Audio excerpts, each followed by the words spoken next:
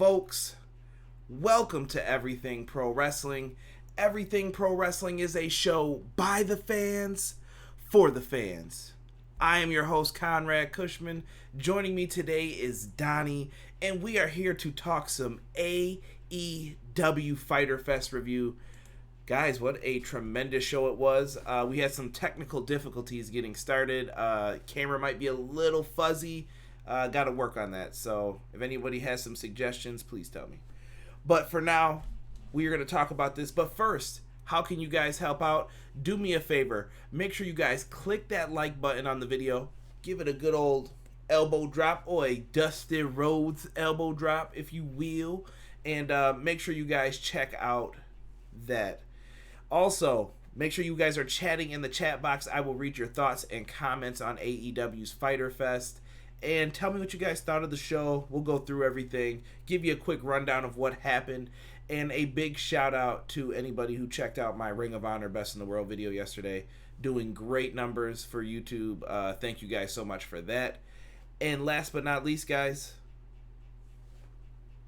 subscribe if you haven't already. We are on the road to 500 subscribers. Our SummerSlam goal is there. We got 43 days left, and we are crunching. We are moving, but I still need lots of help, and you guys can help me out by doing that. So make sure you guys tell people to subscribe to Everything Pro Wrestling. Help your boy out. Let's grow this channel. But let's talk about AEW Fyter Fest, shall we? What a show from Daytona, Donnie. That was awesome. That's right. We had a great pre-show. We had first the tag match with Private Party, The Best Friends, and SCU. Now, how familiar were you with Private Party before this all started, this match? Anything? Not a thing. This is my first time seeing them in the ring, and they were very impressive. They were on point, man. Very crisp. Mm-hmm. They're like... Damn, they're good, man. They were really good. They could fly. They got great airtime. I absolutely enjoyed Private Party in this match. The Best Friends, we know what they can do. They did excellent work in this match. Trent, Beretta, Chucky T, good stuff. And SCU, we had Kaz and Scorpio Sky in this one as well. They were all flying in this match, guys. I don't have a lot of notes because I was actually watching the show. I was in awe of what I was seeing throughout. SCU started off the match incredibly over. The fans were in love with SCU. And, dude, they were just over. And then Private Party started winning their hearts. Like, you heard the AEW, and then everybody kind of like quieted down, and they were like, yo, change that to Private Party because these guys are dope. Yeah. And they started talking about Private Party. Oh, amazing stuff from everybody, guys. Chat, I see you. I will give you guys a shout out at the end, so make sure you guys stick around and we will talk. But really good match. This match had some implications on it. First round bye and an opportunity at All Out to earn that first round bye. In this, it was a little convoluted, I felt, with what they were doing, but I gave it a grade of a B+. What did you think? Definitely B+. Best Friends pick up the victory in this match. Did not see how it happened. Head was turned for a second, so all I know is Trent Beretta got the pinfall, B+, and then the Dark Order came out. What do you think of those guys? I'm really curious to see what they're like in the ring because You've never seen them? I've never seen them. So if you guys don't know, they were the Super Smash Bros in other organizations. They are a really good tag team. Yeah. Like, people not to be slept on. But they had to change their names, obviously, for copyright reasons. Nintendo family is not going for you calling your tag team the Super Smash Bros. Part of the gaming thing here with Fyter Fest, but absolutely, the Dark Order threatened the Best Friends, so they said that their focus is on them. So it's going to be very interesting to see what they do and what they can pull out. Jesus De Leon says Private Party was killing it. DP says Private Party have really impressed the hell out of me. King says my first time seeing Private Party wrestling. JD said they were very good. JD is on point with it because JD works for House of Glory, and he has called some of their matches. And you know what? It's good to see people like that succeed. So congratulations to Private Party.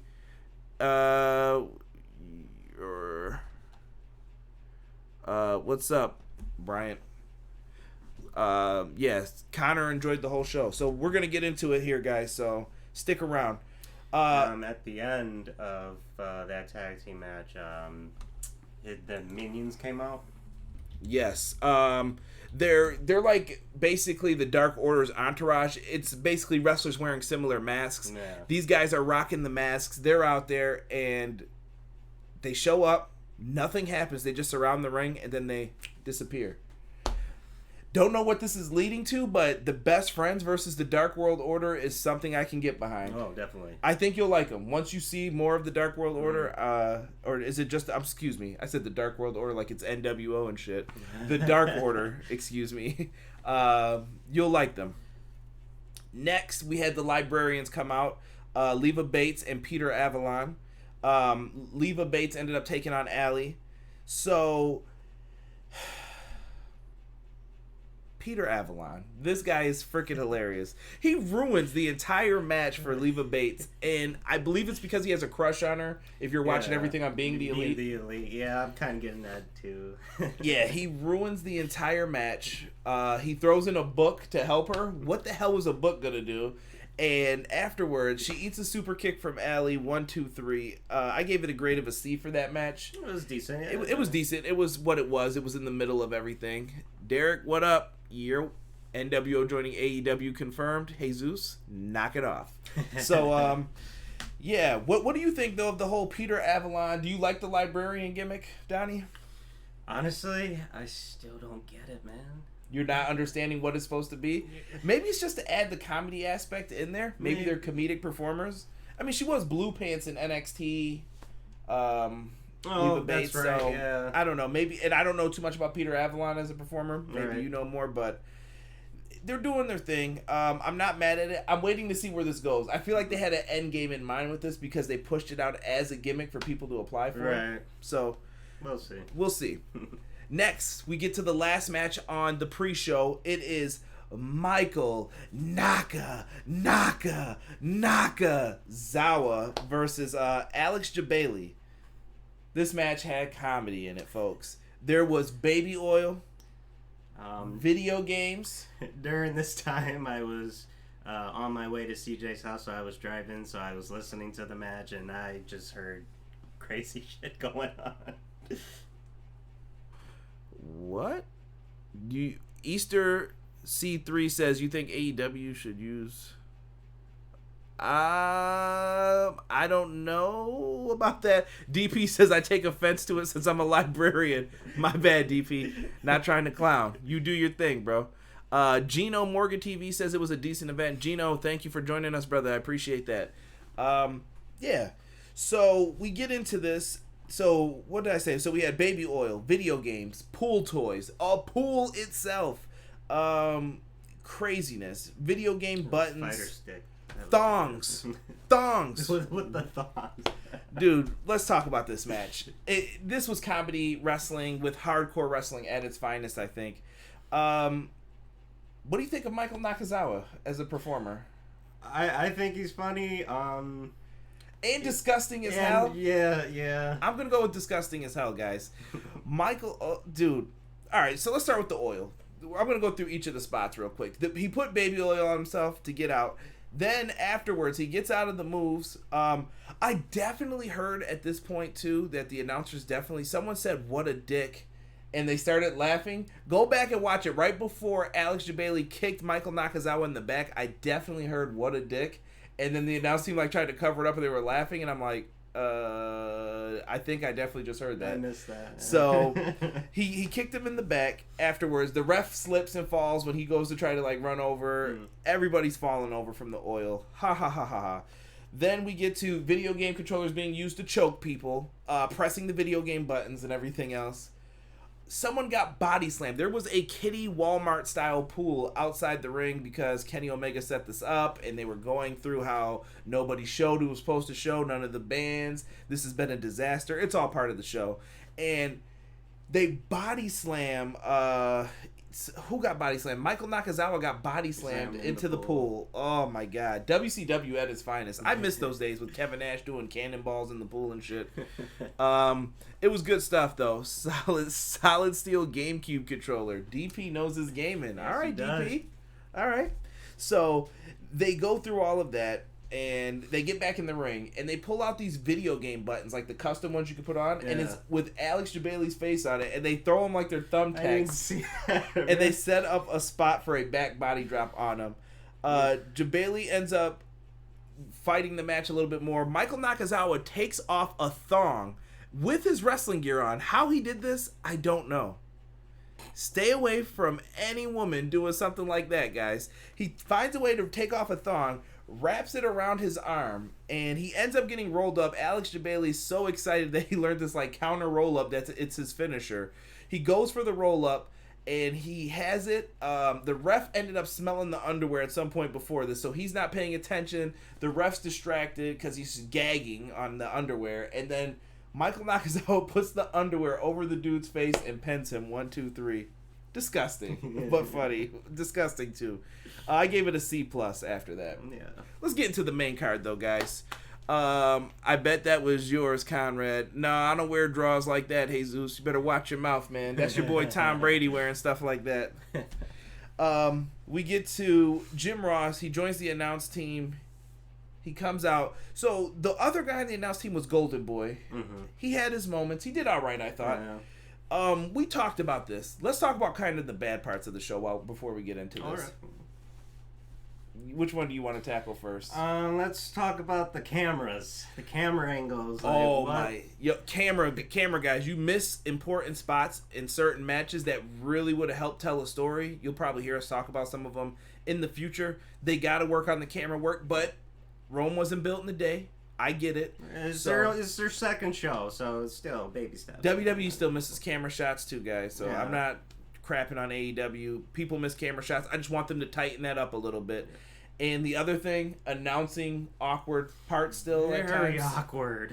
Yeah, I don't know if Jim Ross isn't hip with some of the things they're talking about, because I get it. Jim Ross doesn't know what the hell Street Fighter is. He's like, the hell, am I promoting this or what? He doesn't get it, but at the same time, too, there were some weird transitions, like where they kept the camera on them. Like it felt like a long time. It was like, what is going on? Like... And they're trying to explain different things. It was weird, man. It was weird. So let's get into the main card, though. So we had Christopher Daniels versus Cima. Real quick, before we get to the main card, also in production, we got to hear theme music better this time than last. Did you think so? I still felt it was a little quiet. Really? Yeah. I thought it was a little better. Chad, what did you guys think of 6 Rings, bro? PSD. What did you guys think of the music quality for the event? Did you think the music was louder? Was it better than it was before? Let me know what you guys thought. So let's bring it back though to the main card. Christopher Daniels versus Cima. Go ahead. I'll let you start off that one. I was a little late for this one. I came in the middle of it. They look good in the ring. Go ahead. I'm messaging. He said the music was louder. He agrees with you. Shout out to King. Yeah, so Christopher Daniels versus Cima, they had a good back and forth match, I felt, to start it off. Cima and Daniels are wrestling trainers. Cima for OWE, Daniels for AEW. I think that they brought up a lot of good points in this. Cima ended up winning the match with Sasha Banks. I think it's called the Meteor, right? Or whatever. Right. Meteor or something. The double knees off the top rope landed it. C+ match. Nothing bad. Cima has a big match coming up with Kenny Omega for Fight for the Fallen. That's why I predicted Cima to win. This seemed like a layup, honestly, for Cima to win. I can't wait to see what him and Kenny Omega do at Fight for the Fallen. So I'm all eyes, man, on it. So cool with me. C+, nothing bad here. Solid work by both guys. Match 5. This to me was sleeper match of the night. Riho versus Nyla Rose versus Yuka Sakazaki. Shout out to my man JPQ from Brainbuster Radio. As you guys can see the Brainbuster Radio logo here. JPQ put me on to all of these ladies in the match, and they did not disappoint. This match was based off of a 2-on-1 kind of handicap style match. Nyla Rose dominated in this one, dude. She was a beast in this one. She put him in a double camel clutch. Break back, make humble. Sheik would have been proud of that. Oh, absolutely. Oh my god.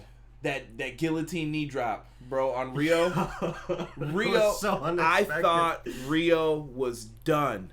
Riho took the nastiest guillotine knee drop on the face of the earth, dude. She got hung out with one of the suplexes where you're dangling over the ropes. Nyla Rose dropped a vicious knee drop. Nyla Rose was a beast in this one.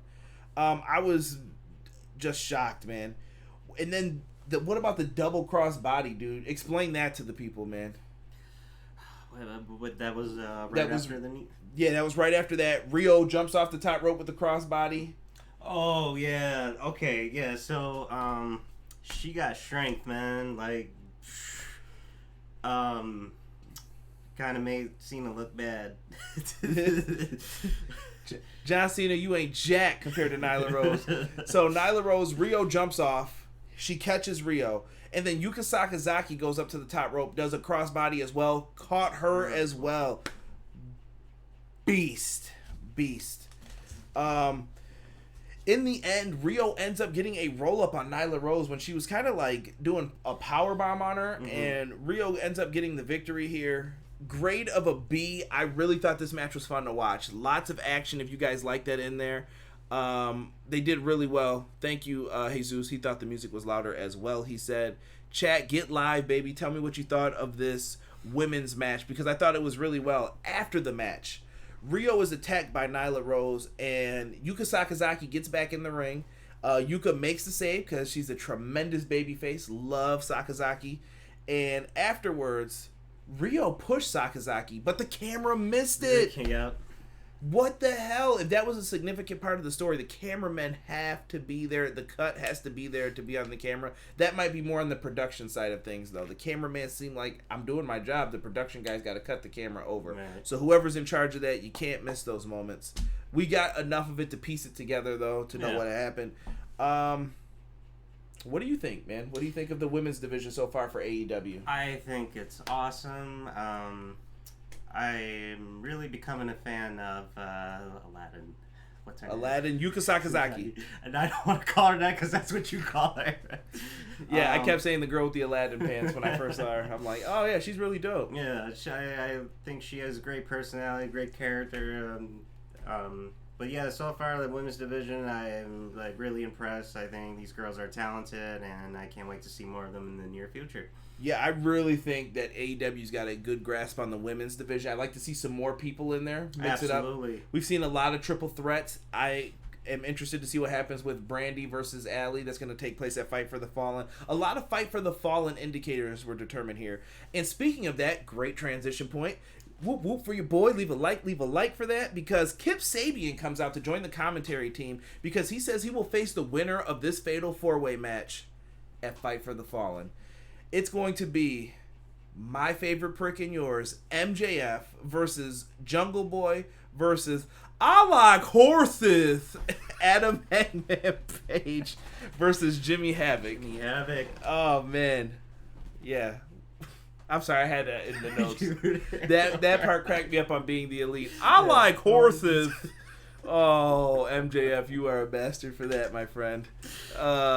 Stop it, Robert. This is for juggalos and juggalettes.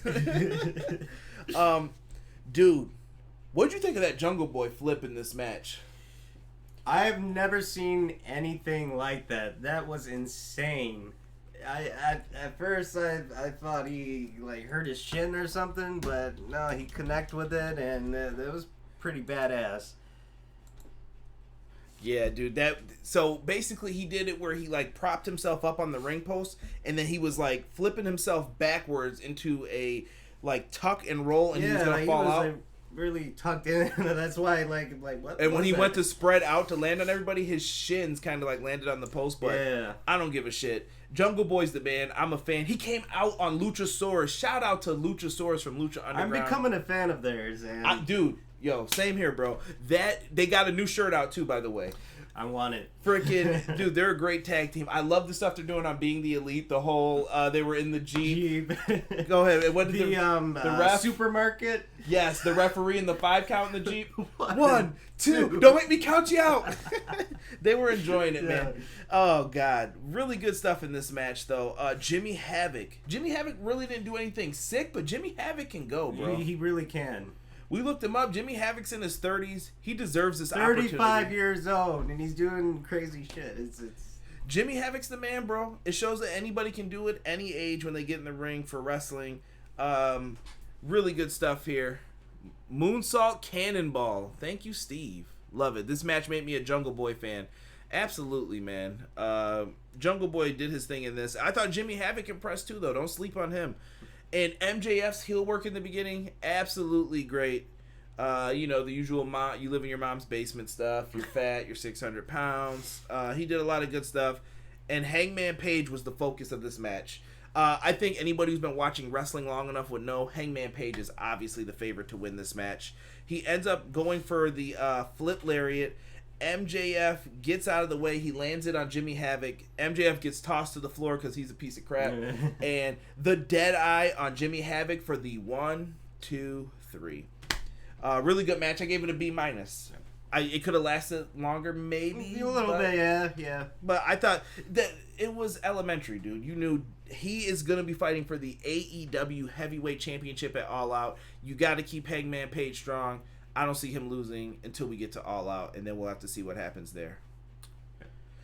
Next, Darby Allin. Donnie was a big fan of Darby Allin versus Cody Rhodes with Brandy Rhodes. Oh, this was... Whew. This is where things started to get heated up. They're following like kind of the New Japan style, I feel, with the matches, the pacing. Yeah.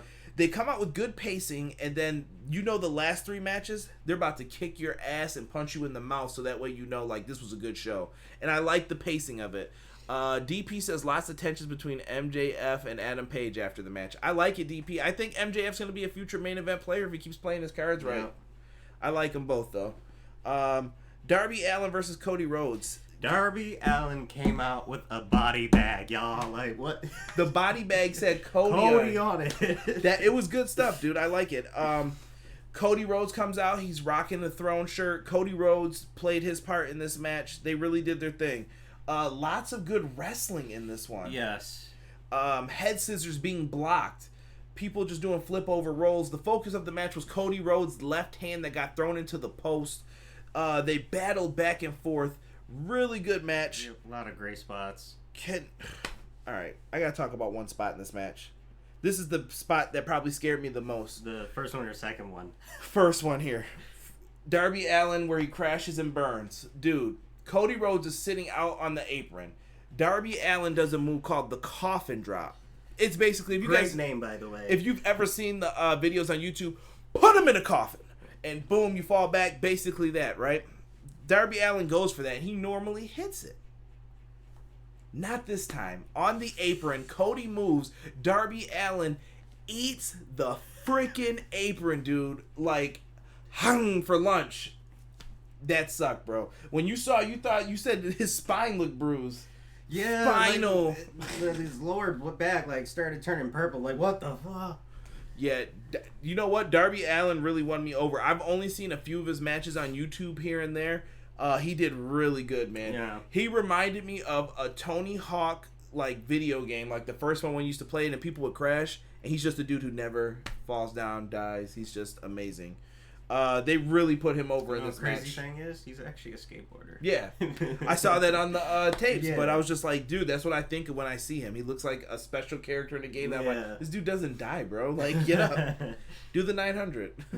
So, afterwards, they land on the apron. Cody eventually puts Darby Allin in the body bag and hits the disaster kick on him. I don't know why I laughed at that. And then pulled him out of the body bag. What was the point, Cody? And he pins him. There's a near fall. He kicks out. Cody then attempts to crossroads. He's getting kneed in the head after a long, grueling match. He is fighting back. And eventually, Cody finally spikes him with a nasty crossroads. As Cody is going over for the pinfall, there's a time limit on this match of 20 minutes, and the time is going. And it Justin was 7 seconds she started counting. No, not even. I think it was less than that. I think Really? she counted at 5. It was 5, and Cody's crawling over. Yeah. 1, 2, and right when her hand's coming down, it was over. The bell rung. Time limit draw. Classic WCW Saturday night television title matches. I'm old school. You better like that because it was good shit. Yeah. All right. Really good stuff here. Great of a B. Cody Rhodes does his thing. So after the match, Darby Allin, everything's going down, and Shawn Spears shows up in the ring with a steel chair. Cody Rhodes turns around. Shawn Spears cracked Cody in his dome piece. Dude, we hear it. Cody falls over like, damn, what was that? Right. And then afterwards, what happens, bro? Blood just starts gushing out like... Cody Rhodes had a nasty gash on the opposite side of where he got hit in the head, crazy. Dude. Like, oh my God. Jesus says he loved the chair spot. You are a sick... Look at me, Jesus. Sick. You are sick for that. Might check out Darby's matches on YouTube after the stream. DP, you won't be disappointed. See if you can find his matches from the NEW show that he recently just did in the Northeast. Bruh, this PS1 tournament... Yo, Tony Hawk Pro Skater. I see you, Steve. That was classic. We're showing our age, though. Darby Allin's a beast. Jesus says, F you. Robert, remove him from the chat now. Oh, Jesus. You better watch it, buddy. Better watch it. Yeah, that was crazy, though. The chair shot was totally unprotected. Cody went down, and then the blood gushing was a lot. He's got a nasty gash. They're telling a story here with Shawn Spears, who was Cody Rhodes' former tag team partner in OVW. So I want to see more of what develops from this. No idea why he smashed him in the head with a chair. That's where we got that awkward transition into the other two matches where JR and them seemed like they were lost. But before that, are you talking about everybody coming out? Came out to help Cody, including MJF. Yo, MJF still a douchebag even in this serious moment, because we're all like, dude, is Cody really hurt? MJF's like pushing people. That's my friend. Get over. He's like, and then he's telling everyone to cheer Cody's like, cheer him. Come on, cheer him. And MJF's just such a douchebag. I laugh, bro. He's still a heel even in serious moments. Good stuff. Let's get to this next match. JR and everybody, they go through that awkward transition we talked about, not knowing what to do. Right, it was just camera on them, and then they're just kind of... And JR tried to, like, cover for it, but it just didn't flow right, you know? Like I said, there's some growing pains with this stuff, so hopefully they get better at the transitions and everything else. Lucha Bros and the Laredo Kid versus the Young Bucks and Kenny Omega. I'm not going to lie. This is... If I had to pick a match of the night... This might be it. I'll have to agree with you. I don't know. If I had to pick between the two that we're going to talk about here, that's tough. It was just insane. Like, crazy high-flying... Well, let's talk about the attires first and the entrances. Yes! So, Laredo Kid, Lucha Bros come out. They had kind of a Mad Max vibe with the jacket. Yeah, and the mask. Yeah. It was really dope. The Young Bucks and Kenny Omega. Fyter Fest is a video game fest for CEO, guys, if you didn't know. So the theme is like video games. That's why we're talking about video game controllers and everything else. Dude, Young Bucks and Kenny Omega come out as... Well, the Bucks come out as Ken and Ryu from Street Fighter. And the Ken stage music is playing in the background, which was pretty cool. That was dope that they probably got rights to it because Kenny Omega is a big Street Fighter fan. This is pure tag team wrestling, DP says. King says match of the night. Everybody's saying it. Thank you, boys. I agree with you on that 100%. So, Donnie, who did Kenny Omega come out dressed up as? Akuma, which I went crazy because before that happened, this crazy guy comes up the stage and he's in the middle of the Bucks. And he was just doing like a Batista thing. Didn't that look like it was Batista? And all of a sudden it went to black. And then like right away I'm like, this has to be a reference to Akuma, because then they started showing Akuma's finisher, which is the Raging Demon finishing move. And then all of a sudden Kenny comes out and his hair is red. And I thought that was pretty cool. Steve knows. He's yelling Akuma in the chat. Yes, right, I like it, boys. They come out and they do their thing in this match, bro. At one point, we eventually got the Young Bucks doing stuff as Ken. They were even like kind of doing the fighting stances in the beginning. Yeah. Oh, Lord. Sorry, boys. Just got some sweat in my eyes if you're wondering why I keep wiping my eyes. Dude, what a match this was, though. They even had a spot in the match with the Hayukin. So they whipped everybody in the ropes, and then you just see Hayukin, and everybody just falls down. Crazy stuff. So the Lucha Bros and Laredo Kid, they all did super kicks to the Elite, and then the Elite comes back with the Hadoukens, which was pretty cool. That was a cool spot. Oh, whoa. Justin Roberts. Dude, we gotta go back to the beginning of the match. Justin Roberts gets his props. Justin Roberts announces the match, and then he goes, round one. Fight! Yo, Justin Roberts for the dub, bro. Like, that's just fun shit. Yeah. WWE would never do stuff like that, so I like it. Of course, JR had to make sure to tell everybody, no, this is just a one-round match. Yeah, this isn't 2 out of 3 falls, and then when there's a commercial break, everybody gets a rest. So, good stuff, man. They went out and they told a story with this match, though. They really did a good job, and the spots were crazy. Shout out to Fénix, man. Fénix was on point with this one, and so was Laredo Kid. Honestly, there were a couple mess-ups, but, dude, you can't blame them for all the spots they did in this match. Yeah. I'm trying to think of some of the best ones that we saw in here. The roll-through cutter on Kenny Omega. The flip over onto one of the Young Bucks onto the floor off of, like, Kenny Omega's back. Yeah. Like... amazing. The Spanish Fly, the spot where they had the mess up, but then they played it off to a Spanish Fly onto the floor. And then the finish, bro. Laredo Kid looks like he's about to power up. He's on the floor like, yeah, V-trigger. That was the end of all that BS. Then he got hit with another V-trigger, one winged angel, 1, 2, 3. Dude, you have to go back and see this match. I gave it a grade of an A-. It is a great match. You'll have a lot of fun watching it, dude.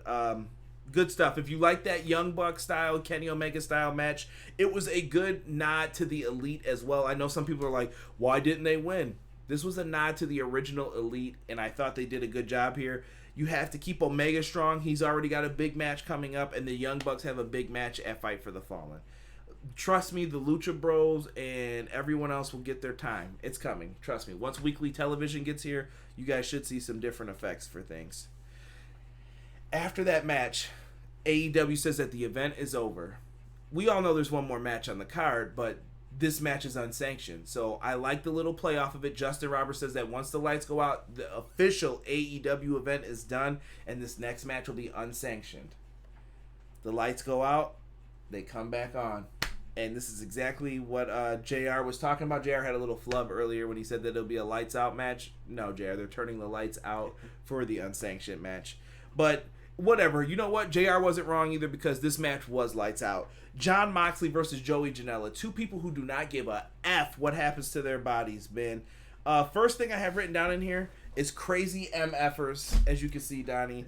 These dudes are freaking nuts. Moxley, Joey Janela, they fought everywhere, hitting each other with tables, freaking chairs and barbed wire. Barbed wire chairs. Barbed wire boards. 2 of them in this match, dude. This match was nuts. Dude, oh, God. What do you say to this, dude? Thumbtacks. People were they were fighting in the crowd. Fans loved it. A ladder got introduced at one point. Joey Janela jumped off a ladder. Big elbow drop. Ooh, yeah, big elbow drop. He jumped off the ladder, threw a bunch of tables. Moxley ate that. Very disgusting stuff. They both went through tables at one point. What did he do? He put Moxley through one of the boards, and did he go through one too? When they set it up between the apron and the barricade. But before that, when Moxley pulled out the barbed wire chair, he sets it down, and they do a spot off the top rope, right? The suplex spot? Yeah, because Moxley's arm got cut up pretty bad from that. Moxley got suplexed off the top rope onto a chair. There's blood everywhere in this match. Like, these guys were bleeding. Not like Dustin Rhodes, not that crazy, Double or Nothing, but they were bleeding from all of this shit. Like, you definitely got your back cut up. More cuts, yeah. They were bleeding harsh. Joey Janela has no regard for his own body. He's crazy. He's crazy. And you know what's the crazy part about this? This man right here was talking about a match he had just seen, and a spot happens from it. How do you guys think Cornette will react?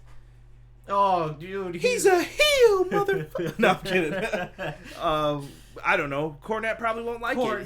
He's gonna hate on it. I heard him throughout watching this whole show. It's like, oh, he's gonna bitch about that. I was gonna, but that's his gimmick, though. You know what I mean? At this point, like, what are we gonna say? Yeah. I don't know. I got nothing to complain about with it. But I'll let you take it over with the spot you were talking about for the thumbtacks. I'll let you do the whole thumbtack spot. It's yours.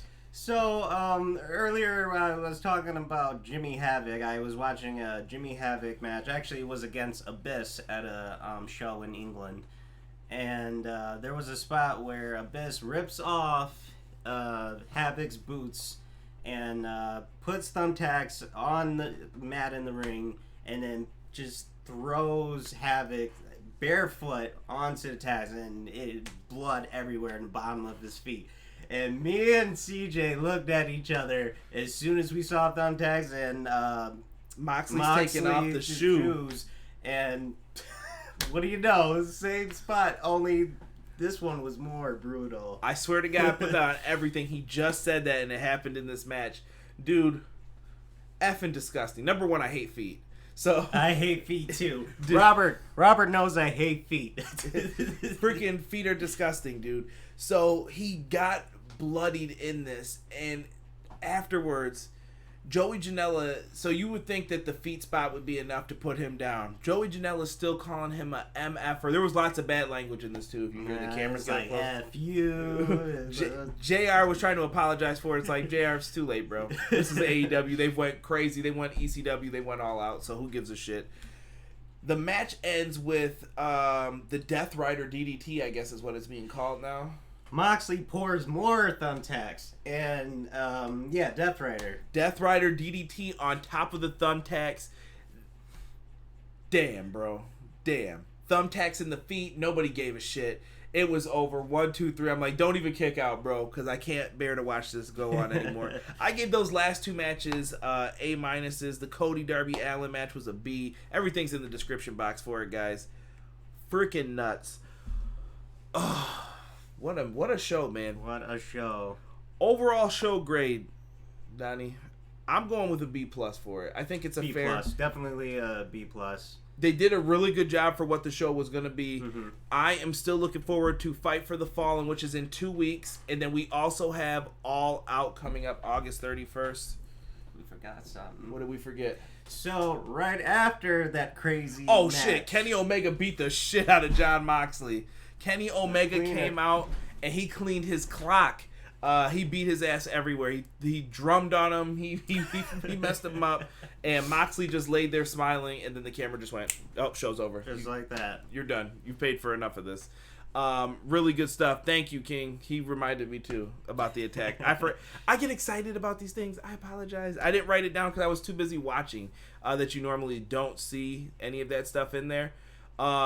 Steve says A-. Steve, I was on it, teeter-tottering a little bit. I feel like those C matches that I discussed before, though, kind of, I don't want to say it hurt it, but it brought it down just a little bit, and I'm a tough grader. I'm not going to lie sometimes with this. I've been watching wrestling a long time. Derek, we'll remind you about the show. Okay. Yeah, 2 weeks on BR Live. That's the 13th of July, right? I believe so. DP says he's giving it an A. Am I being harsh? Live chat. Everybody who's watching, tell me final grade from you guys. Am I being harsh? Am I wrong? If you didn't watch, you don't have to comment. But solid A. A is high, man. That's big praise. High, right? That's big praise. But and I really enjoyed the show. King's with us on the B+. You know what though? I'm not mad at anything between like an A- and a B+. I really think it's fair. Even an A. If you really enjoyed it, that's you, man. Next AEW pay-per-view is my birthday. Well, early happy birthday, King, my brother. Happy birthday, bro. Remind me, and I will give you a big birthday shout-out for it. Jesus says 8.5 out of 10. I can agree. You're always rightfully harsh. Thank you, Robert. I appreciate that. It's your opinion, bro. DP, thank you. I care what you guys think, though, too. I have you guys in here every week. We talk wrestling. That's what this is about. I'm not asking you to donate to me so I can read your comments like some other people do. I am in here to make sure that we talk to the wrestling community. I want to get the results that people are talking about, and I care what you guys think. So thank you for that. Now, B+ show, we got Fight for the Fallen next. All Out. Dude, we're going to be all out of energy when that happens. I will have my baby here by that time. There are 3 wrestling shows that day. I have to say something about this because, like I told Rob and CJ earlier, like, I feel like I'm the only one that's excited for August 31st. 3 major wrestling shows in one day? That's insane. That's too much. It's too much, dude. Yo, we should do a wrestling roundtable. Perhaps, Derek. Perhaps we will. It's actually a good idea. I do roundtables usually for Brainbuster Radio before, but maybe we can. We can talk. You guys have to be game, though, and either be here or be on Skype, and we can talk about that. But you mean sold out. Original Biggie. What's up, Obi-Wan? I see you in the chat, bro. Guys, we're going to end this video, though. It's gone on for 40 minutes. The next time you will see me on YouTube, more than likely, will be for a Monday Night Raw review. Sorry for anybody who is not a WWE guy. But we do have some new things going on. Paul Heyman in charge of the executive director position for Monday Night Raw. And Eric Bischoff for SmackDown Live. This is going to be very weird. I think Eric Bischoff is in there for the new network deal with Fox. He's going to be able to communicate with Fox what they want, talk to distributors and other things. Eric Bischoff, we'll see what they do for these roles, man. I want to see 2 distinctly different shows. I'll save that topic perhaps for Raw.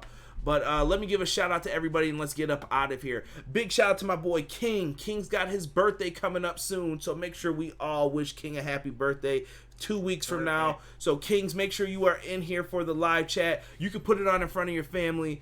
I will tell you happy birthday on here, bro, because I appreciate you. Jesus De Leon, he did say F you to me earlier in here, but you know what, Jesus? I'm going to jack you up the next time you say that if I ever meet you. I owe you a Ric Flair chop for that.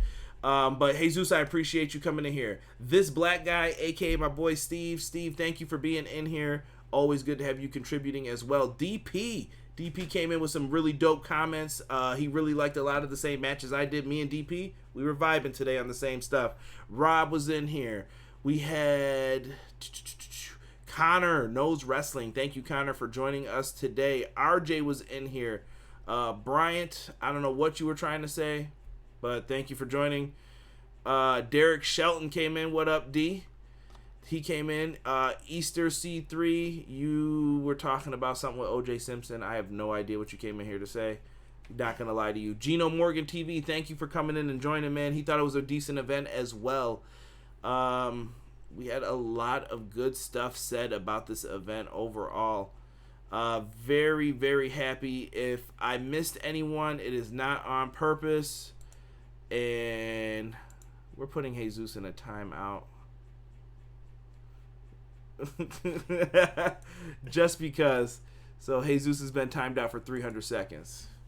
Anyway, thank you guys so much for watching the video. Make sure you guys leave a like on it and make sure you guys subscribe to the channel. We'll be back Monday with a review for Monday Night Raw, and hopefully I'll fix this blurry ass camera by that time. You guys throw up the 2 sweet for me. We're out. Peace. Thanks, Donnie.